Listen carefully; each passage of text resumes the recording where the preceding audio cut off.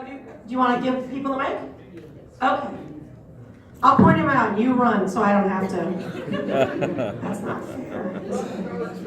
I'm just going to start picking people all over the room just to see what you do. We're in classic. And then pick the father. All right. Wait, hold on. She's speaking. Hold on. Yeah. Can you do a Naruto voice? I can. Oh, right now. Yes. Sasuke. Why is it always all about Sasuke? That's a good one, right? All right. I'm not going to scream too much. Thus the margarita. Oh. Okay, how about this guy in the front row here? You don't have to run, really. The fourth. I talk so much, I can keep this run going forever. Yeah. So, after doing Naruto for 14 years, it's really impacted a lot of people's lives all over the world. And I was wondering, how has it impacted yours? Like, what has it taught you anything? Like, how has it changed you? It pays my mortgage. That's changed me. Nice. Occasionally, I can afford to heat my pool, but not often. I live in California. It's really expensive.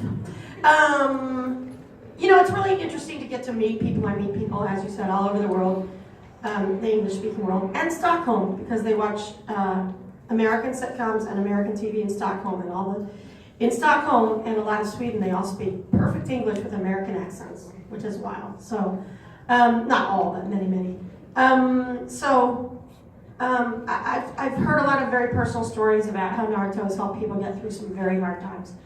There was a girl in Baltimore one time, and I was doing a panel, and there were maybe 2,300 people there. It was a lot of people. And, excuse me, she said, she was just very emotional, and she said, you helped me get through some hard times, it's really helping me, and she was crying and shaking and all that. And I went back to Baltimore 4 years later, 5 years later, and she got up and said, do you remember me? And I said, you do look familiar, but I meet people all over. And she said, well, I was that girl, and I just wanted you to know that I'm better now. I was like, oh, that's kind of a cool thing. I meet people that are inspired to be artists. I met some today. I got some terrific artwork from people. Got a scarf. I don't know if you're here. You made me a scarf. It's beautiful. Yeah. Yeah. I've got some really interesting artwork. I've framed oil painting of Naruto. But mostly it's people that tell me how it has helped them and gotten them through hard times. I did a Comic-Con for the troops in Okinawa last year. Wow. So it was a lot of men and women that were like in their 20s, I would say.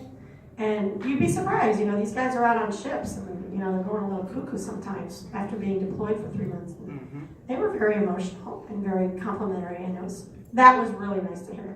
Like that somehow it impacted people in that way.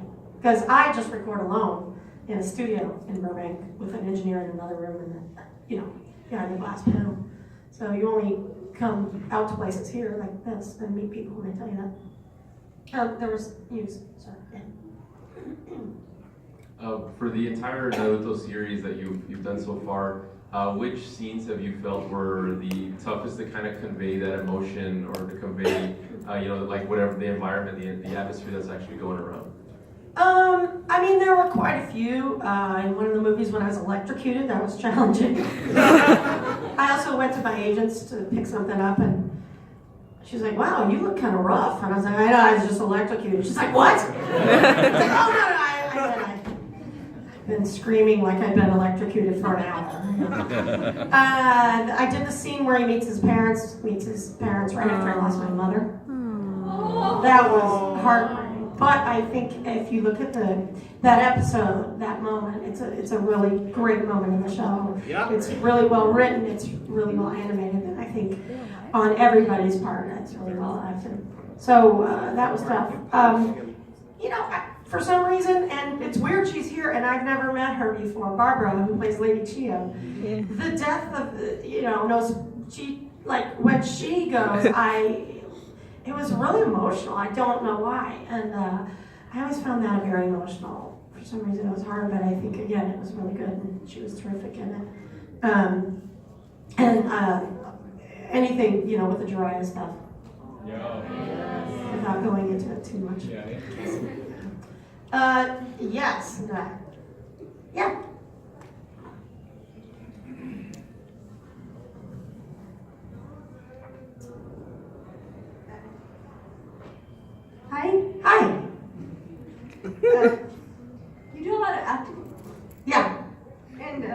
That's what I do all the time. What is that? Yeah. It's all right. We all get nervous when we speak about it. Not me, that's why I had a margarita. Mom's nerves. All right. So what's the difference in which one do you prefer to do most? And second, go. Go ahead. Go ahead. And second question, this is for my friend. Can you say kunai fish in Naruto's voice? Kunai fish? Yes. Kunai fish! I don't know why that'll be on YouTube, but yeah, I don't prefer one or the other. I like both, to be honest with you. Big movies tend to be very slow, and usually the big stars get most of the stuff to do, so it's not that interesting. It's a lot of waiting around, a lot of very long early days. That being said, it's cool to be in a big, huge movie. Like Evan Almighty, I was shooting for weeks, but I'm not in the movie. Transformers 3, I was in that Air and City. And I had 2 huge scenes, which were really funny and stuff, but they just didn't make it in the movie. Apparently, it's about robots. They never gave us the script for that movie, by the way. They're like, Michael Bay was like, do you know what this is about? I'm like, no, actually, no, I don't. He's like, okay, this is one robot, and another robot, and they fight each other, and it's about robots fighting. Okay, like, all right. Yeah. Lots of And then lots of booms. I got to do a really cool stunt thing where they had pyrotechnics, and I had to run through and pull a guy out. Also, I didn't think that ended up in the film. I don't think. I'm not sure. Yeah. Did you have someone? Was there someone over here? The little girl. Oh, a little girl? Okay. What's the next episode you're gonna make? I think it's episode 667. Wow. I just did 666. That's how we number. We don't number them. We number it like Naruto from the beginning through Shippuden. I don't know what happens in that. And I recorded 2 weeks ago, I guess, because I was at a convention in Arkansas and lost it. So, A movie oh, movie? What movie? of Naruto. Oh, I don't know. Is there another movie? I don't know. Why don't you write one? I'll do it. Do it. I have you're right. Anything. There was someone in the front row right here. With your acting career, I've seen that you were in Yes Man and you were in the number 23. Oh yeah. With Jim Carrey. Yes. What was your experience with Jim Carrey? Well, he gave me 2 bathrobes as wrap gifts. That's kind of weird. I was like, I already got a bathrobe from you. Thanks. I'll get another one. The size men's extra large. Gave it to my brother. Doesn't fit him either. We're all short people.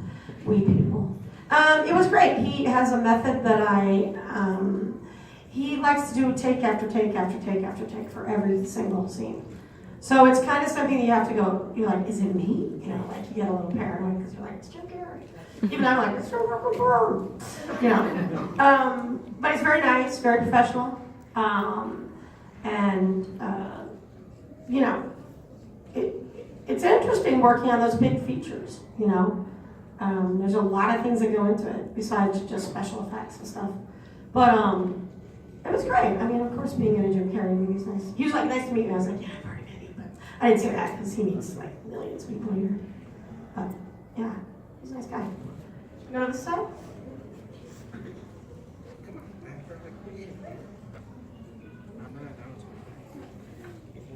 What was your favorite season to make the Naruto episodes?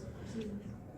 You know, I don't know how they divided up the seasons because it jumped on Cartoon Network. You know, it moved around. And So then now it's- you're on to mommy. It was on Disney It's only on to mommy now. Yeah, I know. But it's like they go like, you know, you might say you're on a season 3 or whatever, but I don't watch it on Netflix. I haven't watched it on Netflix. But I will say some of my favorite parts were the fight with Pain, the first fight with Sasuke. Hey. I like the war, you know, the wars. Yeah.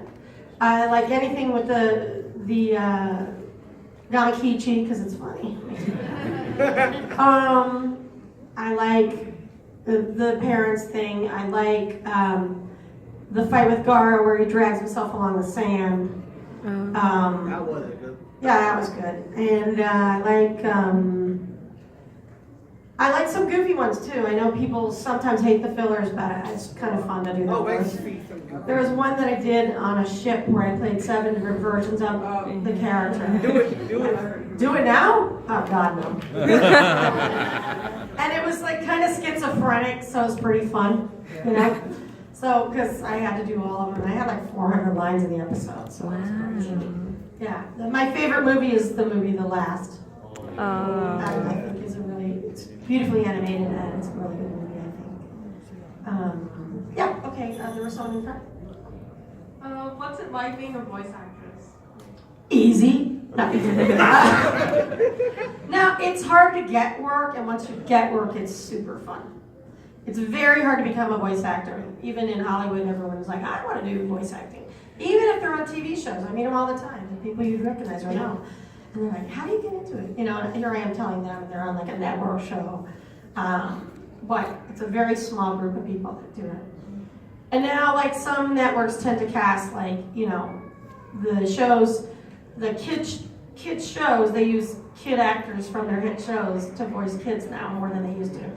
Which is tough because the directors and a lot of people like working with adults playing kids more because their voices won't change and the hour, you're not restricted by labor laws and hours and stuff like that. They'll just work us whenever they want.